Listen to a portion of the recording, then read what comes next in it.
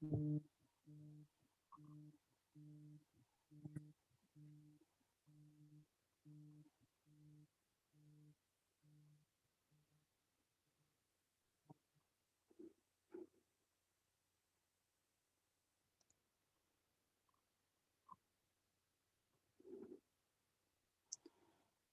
good morning, everyone. Are we okay to start? Yep. So, welcome, everyone, this morning. My name is James Breen. I'm one of the two program directors for the MSc in Food Business Strategy. So I'd like to thank you for joining us this morning, and we'll talk about the program in a moment. But first, I would like to introduce two other people who are on the call with me here. That's Elena Hearn, who's head of admissions. So if you have any specific questions relating to the admissions process, Elaine will be able to address those for you. And then we also have Donna Downing, who is our program manager for the MSc in Food Business Strategy. And Donna is the one who keeps us all on a straight line and gets us through the year, both the staff and the students. And so we're always eternally grateful to Donna for her help. So I'm going to make a short presentation and then have some Q&A after that.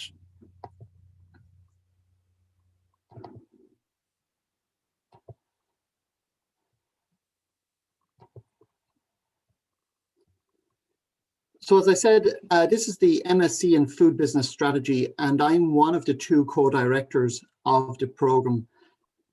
So why are there co-directors? Well, the reason is it's a joint offering between the Smurfit Business School and the School of Agriculture and Food Science, where I'm based. The program has been running since 2014, so this would be our 7th year, and we've seen this past year has been our most successful in terms of number of students, with 41 students on the program.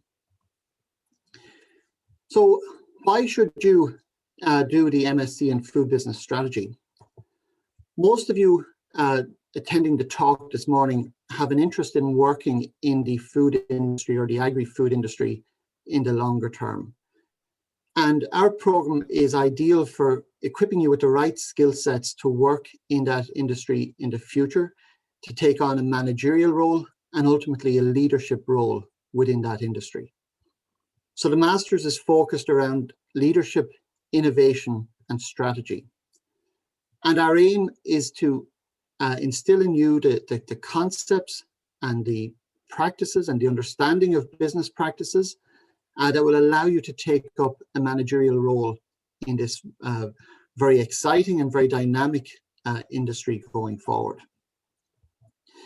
So broadly, our aims are to provide you with business training across a range of areas, including marketing, supply chain management, and strategy, to provide you with insights into core business concepts that graduates from the course will need to master with a view to a future career in the sector, and also to provide you with a detailed knowledge of factors that are specific to the food industry, particularly around areas like sustainability, environmental challenges, and supply chain management. And to instill in you an appreciation of the increasingly complex and global environment that is the food industry. The food industry is one of the most important sectors globally in terms of human development and survival. And it is a truly global industry that is continuously evolving, facing new challenges, but also exciting new opportunities. Our program attracts a wide range of students. We have students who are coming with strong technical knowledge, having completed undergrads in subjects like food science, human nutrition, agribusiness, animal and crop production, and so on. So they're coming with a strong technical knowledge about the industry. And then we also attract students who are coming from a wide range of other business disciplines, and as well as that, students who aren't necessarily coming from a technical agriculture, food science background, or a food business background, or a general business background, but other disciplines. In the past, we've attracted students with undergraduates in law, the arts, languages, biotech, a whole range, sociology as well, a whole range of disciplines. And that's one of our key strengths. The program brings together students from a wide range of backgrounds who are all passionate about working in the food industry. And bringing those different backgrounds, those different disciplines, is particularly beneficial to the group activities, the group projects, and so on that the students engage in. So why should you consider doing the MSc in Food Business Strategy? As I said, the food industry is one of the most important global industries.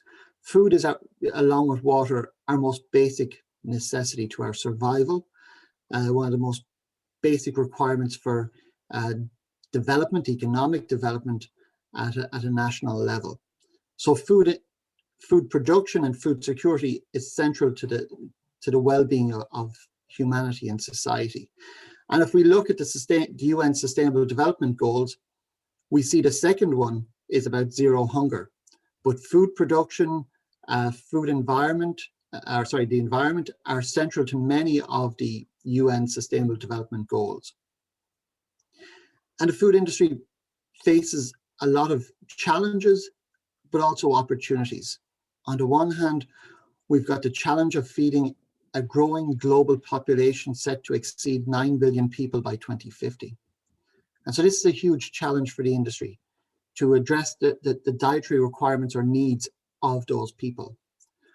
But there's also wonderful opportunities there around the rising middle classes in the developing countries, the additional demand for food that will be out there. As I said earlier, our food industry is becoming increasingly more global. So managing those international supply chains presents challenges and also opportunities that graduates of our MSc in Food Business Strategy are perfectly placed to address.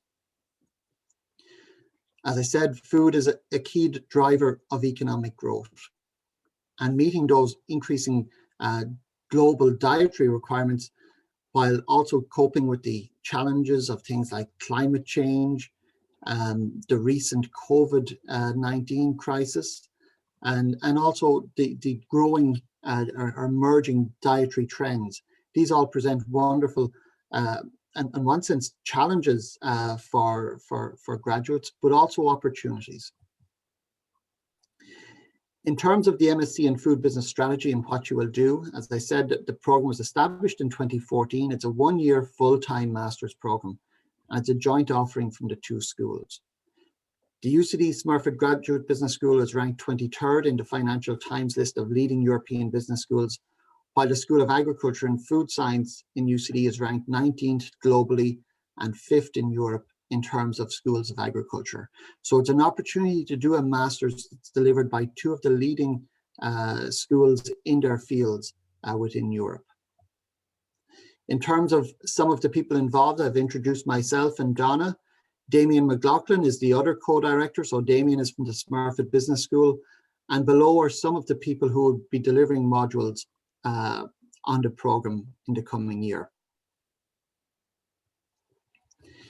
In terms of what you will cover, it's a 90 credit program. 20 credits are for the group project, which I'll talk about in a little bit more detail later on.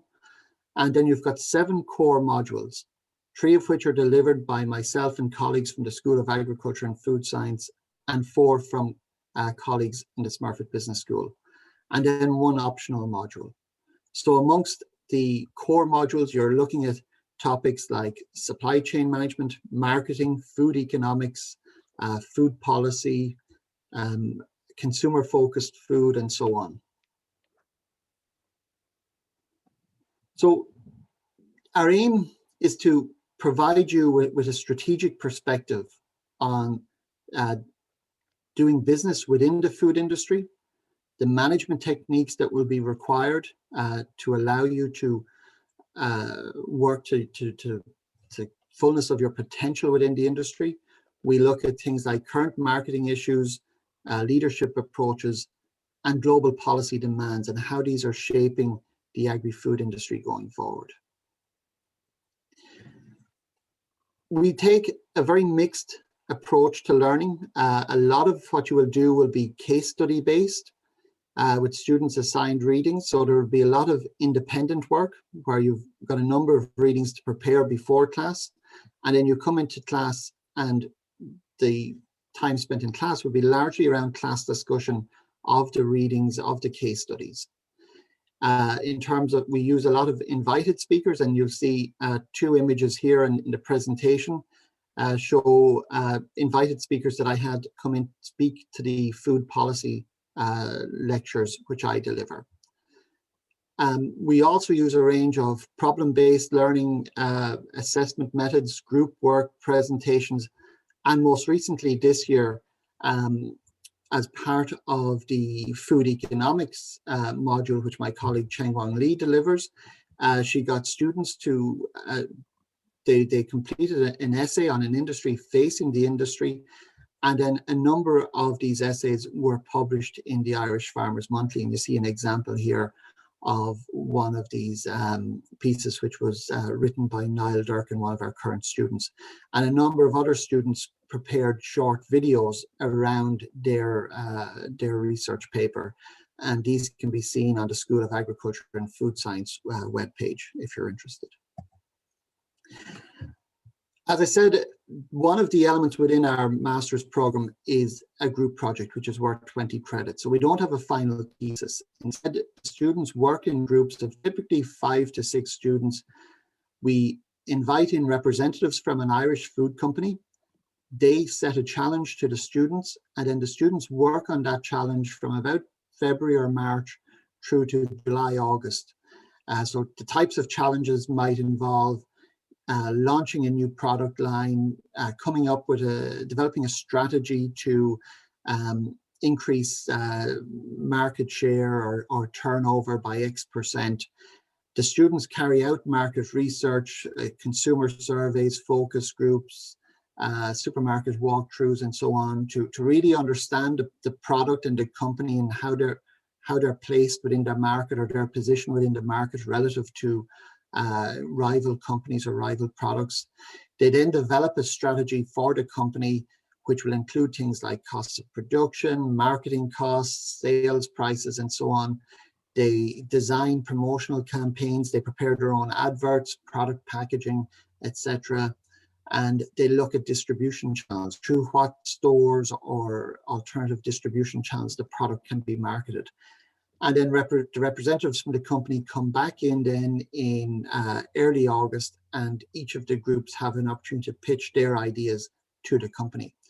And just to give you an indication of the companies that we've worked with to date, in the first year it was Cully and Sully, then Ballymaloo Foods, Big Al's Frozen Burgers, Strong Roots, East Coast Bakehouse, Karma Eat Right, Live Right, and most recently the current class are working with Kiosk Crisps.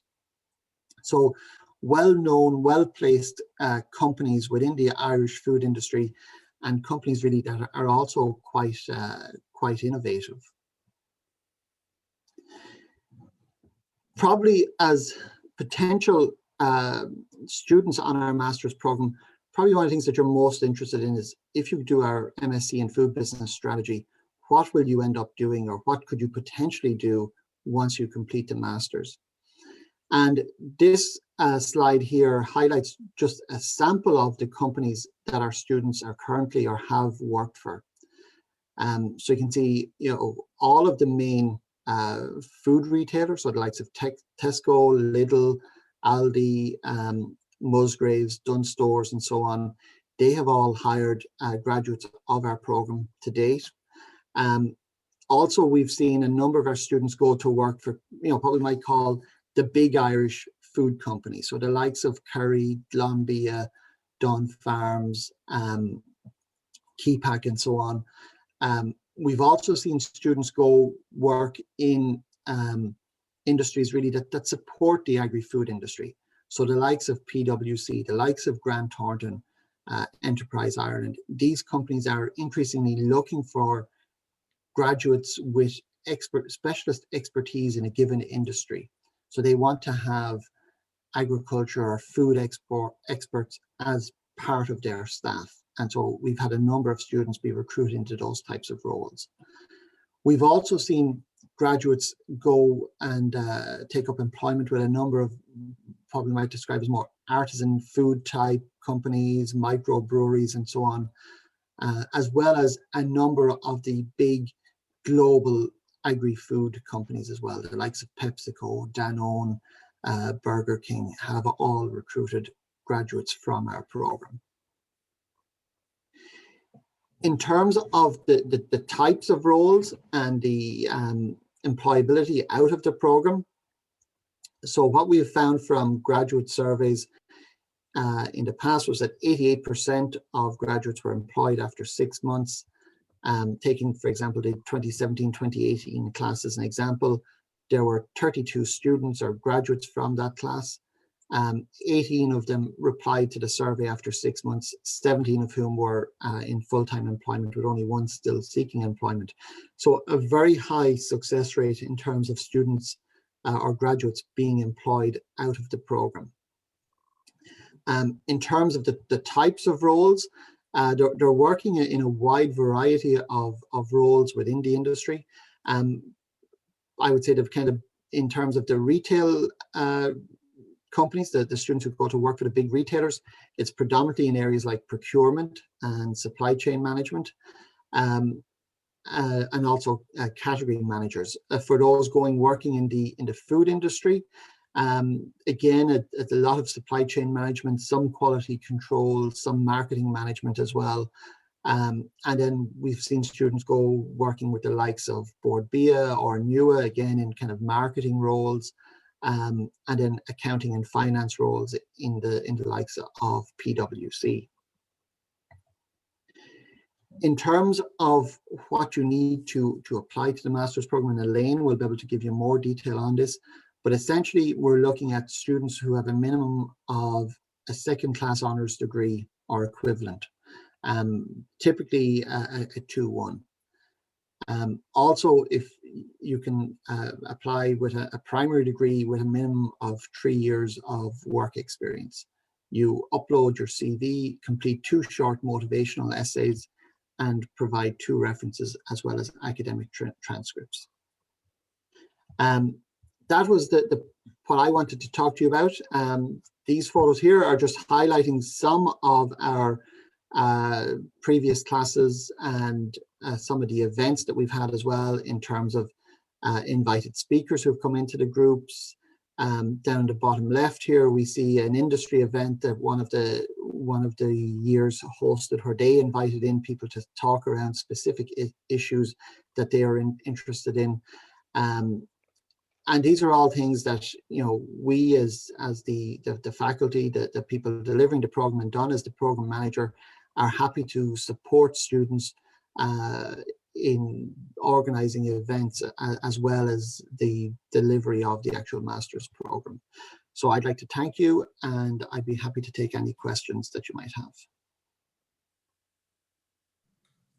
Hi James, thanks for that, that's great. So 1 or 2 questions I suppose came in. I suppose the primary question, which I think you asked really, was do I need an undergrad in business or in science to do the MSc in food strategy? No, I would say absolutely not, Elaine. You know, we've had a very wide range of students on the program. We've had people who've got primary degrees in languages, law, sociology, microbiology, biochemistry, a really diverse group. But I think what they all share is a passion about the food industry. They're all people who want to work in the sector in the longer term. So not having that technical knowledge is not essential. And also not having a primary degree in business is not essential either. In many ways, this is kind of, in some ways, you could nearly describe it as a sort of a conversion course for people who want to work in the food industry, and we look to give them the necessary knowledge and skill sets to take up managerial roles in the industry once they've graduated. And I suppose the projects are so you know, they're so real. I mean, you described some of the companies, and I know I've been in there, and Donna will support. I mean, some of the smaller companies are fantastic to work with because you get such exposure. You know, I mean, I know, you know, some of the Casher Blue, Kyo's Crisps, and Tom Kyo is fantastic. So, you know, you get such real life experience that you're doing the work, that it's that in itself is a massive learning. So, you know, you described that really well there. Along with obviously some of the big companies, but the roles in the small companies, you know, talk to us about that. I mean, there's so many in Ireland, and there's such a passion for food in Ireland. There's such a growth in it. Yeah, you know, the food industry in Ireland is going through a real growth phase. There's a great entrepreneurial spirit there at the moment. You know, we have the well-established, the companies that are known globally, but, you know, there's also a wonderful small food business sector out there as well, which I think for graduates offers a great experience in that, you know, if you go to work for some of these smaller companies, you know, you get a wonderful range of experiences. You could be, you know, attending trade shows one week and dealing with audits the following week, you know, whereas working for one of the very big companies, you probably don't get it. You may not get as much variety. That's not true of all of them. And you know, the likes of Lidl and Aldi and so on have wonderful graduate recruitment programs that our students have gone on to, that offer a huge range of experiences for their graduates. But I think it's certainly a very exciting time to work in the food industry. I mean, it's an industry that, you know, we only have to look at the COVID-19 crisis of the last kind of year and a half to see how important food and food security is. I mean, it is, you know, of all the things we purchase, you know, we can go without our iPhone if we have to. We probably don't want to, but we can if we have to, our laptop or our Netflix subscription. But food is one thing, along with water, that we simply cannot survive without. And I think, you know, we're seeing a growing appreciation of the importance of the food industry, not just here in Ireland, but globally as well.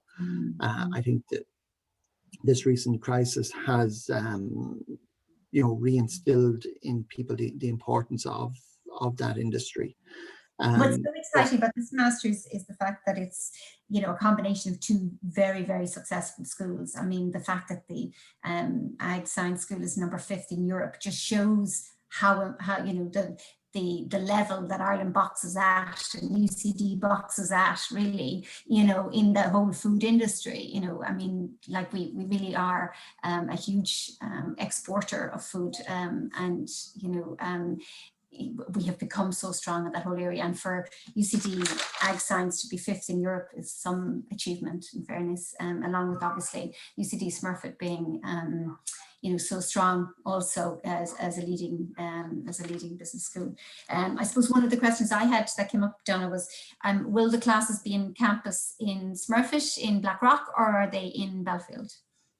Yeah, so the classes would be based in the Smurfit School, always.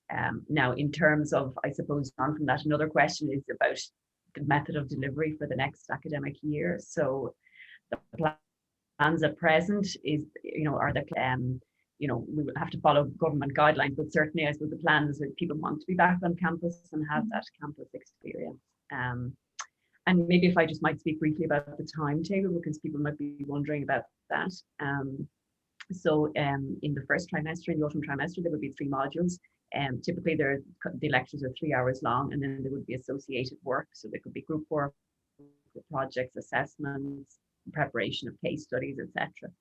And the second trimester, the same, there'd be 3 modules again. So there'd be 2 core modules, and students would have a chance to choose 1 optional module. And the options would vary from maybe marketing, entrepreneurship type modules. The group project starts in the second trimester and runs until the summer trimester, so it spans 2. And then in the summer trimester, you'd also have 2 5-credit modules. So they're smaller in top modules, and they're generally delivered in a more intensive way over maybe a week or so. So that's kind of a very broad of what, you know, what the academic year looks like. of course you're there as well, so people, you know, you're there to advise people as well on their modules if they're not sure. And I think the lovely thing, well, the lovely thing about this class is 40 is such a lovely size, you know, so 40 or 50 students is a lovely size comparison, we'll say where students might have come from a very large undergrad. I mean, students really get to know each other, I suppose, James, well, you know, in a class that size. Yeah, I would say so, Elaine. I mean, it is a nice sized class to manage. Students have a lot of opportunity to get to know each other through group work and work with different people as parts of projects for different modules. And I have to say, you know, previous classes have been great in terms of building a sort of a camaraderie within the class, organizing evenings and so on. And from my perspective, they've been a pleasure to work with. This will be my 4th or 5th year as co-director. I'm losing count at this stage, but they've been a pleasure to deal with always. As I say, we attract a wide range of students in terms of backgrounds, in terms of academic backgrounds, but also, you know, we attract a good number of international students, and so they bring a wonderful perspective as well. Taking my own food policy module as an example, you know, getting the insights of students from India, China, mainland Europe, the US, is a great addition to the discussion there as well. And, yeah, and in a master's program, you learn so much from your peers. You know, it's Absolutely, like yeah. Undergrad that you learn so much from your peers. And I suppose that brings me nicely, Donna, just to, I mean, UCD Smurfit is a global business school, and we have, I think last year we had like 110 different nationalities. We have a huge amount of nationalities that come. And would you like to talk to us about the Intercultural program? Because I know, like a lot of companies, when you're going to, you know, you're going with your CV and you're looking to secure a role in a company, they like to know what your cultural competencies are, and how do we address that in Smurfit? Yeah, so we have a program called the Intercultural Development Program, and it's run by Dr. Linda Yang. And since it was launched 2 years ago, it's been very successful. So it's a program really, I suppose, giving people the skills to work in diverse companies or with diverse cultures. So, and I suppose, you know, that's really, most people are working in those kind of environments. So it gives people, I suppose, you know, they have there's various workshops, etc., and a certificate at the end. So it gives them the chance to really, I suppose, work on those skills. But they're also working on them, I suppose, every day in class, because, you know, we do have many different cultures in our class. So not only are they working, we'll say, in their group projects, but also in the Intercultural Development Program, they're working on that as well. And it's something that companies are really increasingly, I suppose, looking for. So and of course, there's also that module is free, and you just that's part part of the package. So the leadership program, you can apply for to look at developing your leadership skills also, and that module is free, but there's a limit, about 100 places, I think, isn't there, for that? So you do have to apply early. That's right. Yeah, that's the global leadership program. That's a different program, and we'll be sending all those details over the summer to people who are starting on the program about when to apply, etc. But that is, you're right in saying that one is more limited. And James gave us a very good background on the employability. So do you want to tell us a little bit about the careers facility that's in Smurfit? So there's a dedicated careers office for the MSCs. Donna, do you want to tell us about that? Yeah, so we have a dedicated office, and the careers team really, I suppose, at the end of the summer, they will be helping the students a lot in, you know, getting their CV up to scratch.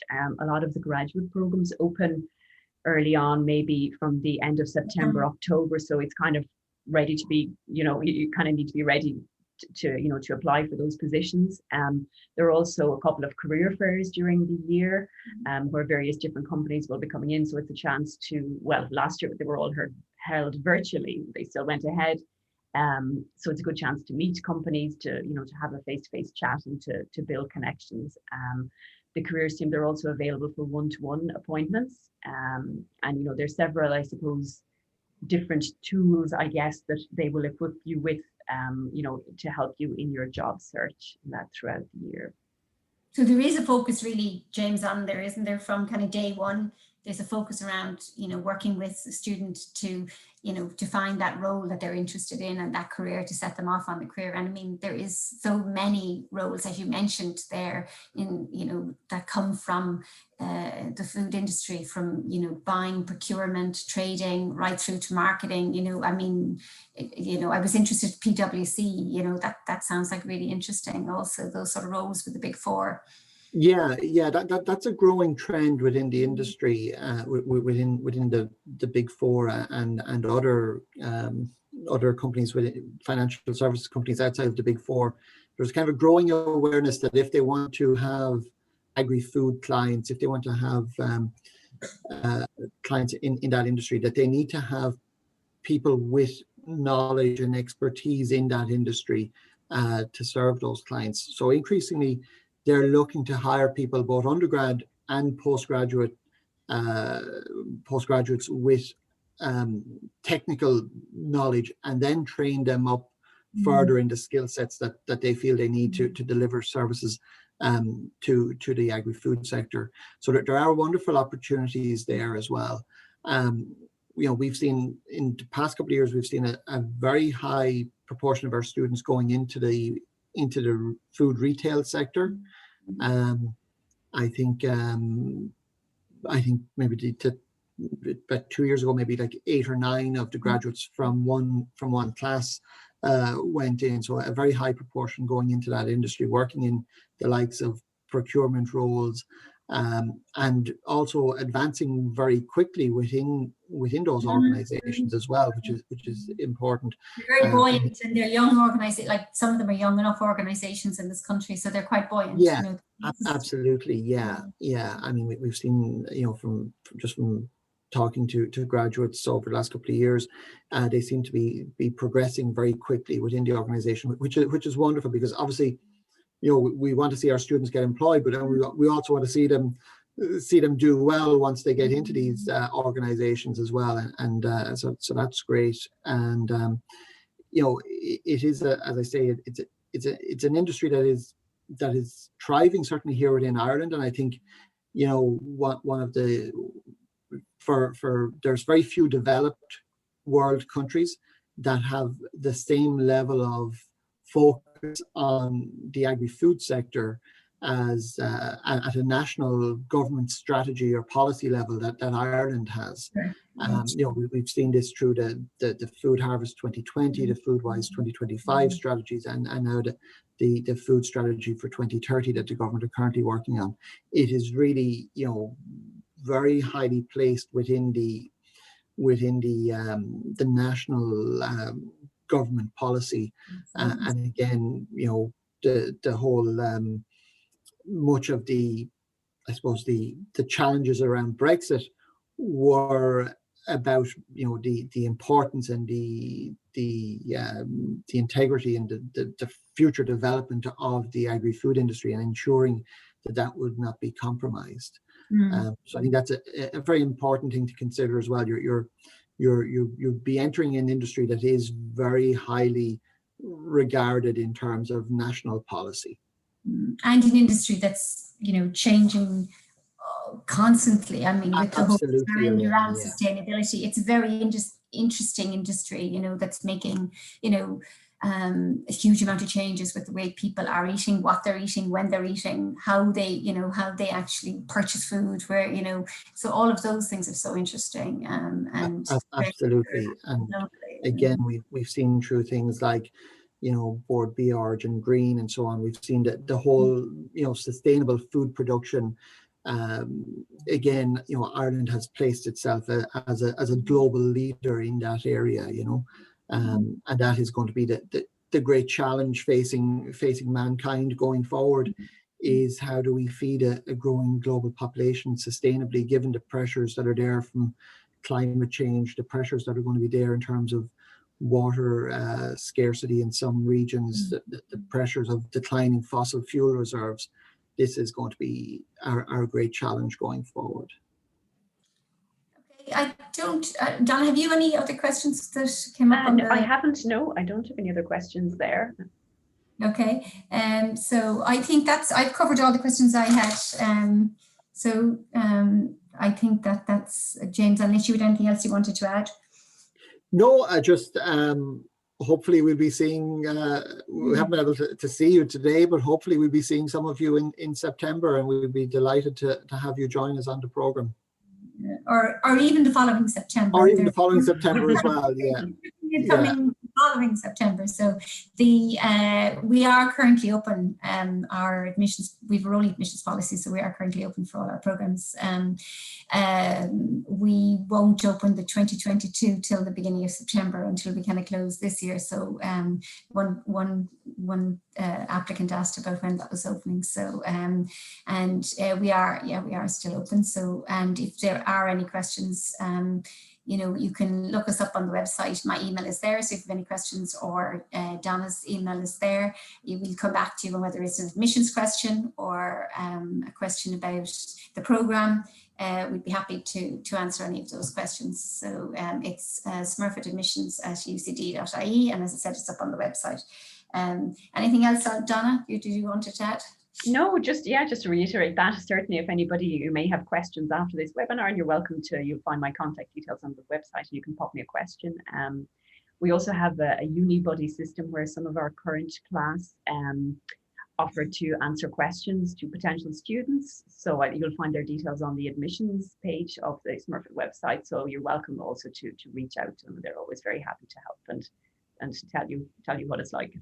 Okay. You said the current students they couldn't attend today. Yeah, so they actually have an intensive module all this week. Yeah, so they're busy. So we didn't want to interfere with that. Yeah. No. Okay, lovely. Thank you very much, James. Thank you, Donna, and thank you for. Thank you, Elaine. Thank you. And thank you, everyone, for attending. Look forward to seeing you all in campus in September, and the lovely campus there that Donna is showing us. Mm-hmm. Yeah.